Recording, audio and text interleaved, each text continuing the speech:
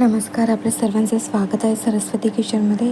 आज आपण बनवणार आहोत पारंपरिक पद्धतीने केलेली कोथिंबीर वडी. इथे मी कोथिंबीर स्वच्छ धुवून बारीक चिरून घेतलेली आहे. 1 वाटी कोथिंबीरला 1 वाटी बेसन घेतलेलं आहे चाळून. त्यामध्ये 1 चमचा लाल तिखट, अर्धा चमचा हळदी पावडर आणि चवीनुसार मीठ टाकलेलं आहे.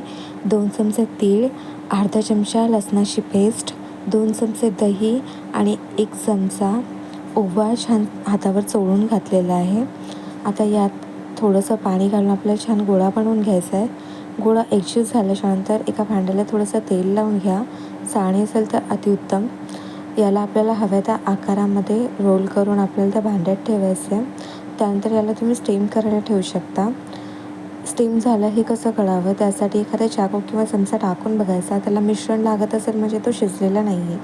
जोपर्यंत मिश्रण लागत नाही तोपर्यंत त्याला शिजवायचं.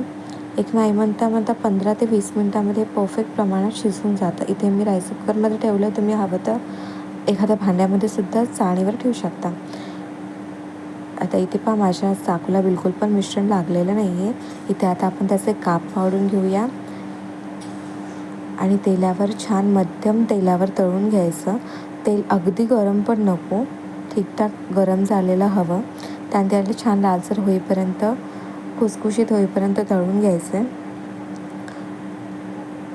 तयार आहे तुमची कोथिंबीर वडी. एकदम आतून मऊ आणि वरून कुरकुरीत अशी झालेली आहे. रेसिपी आवडली असेल तर लाईक, शेअर, सबस्क्राईब करा. तुमच्या सर्वांचे मनापासून धन्यवाद.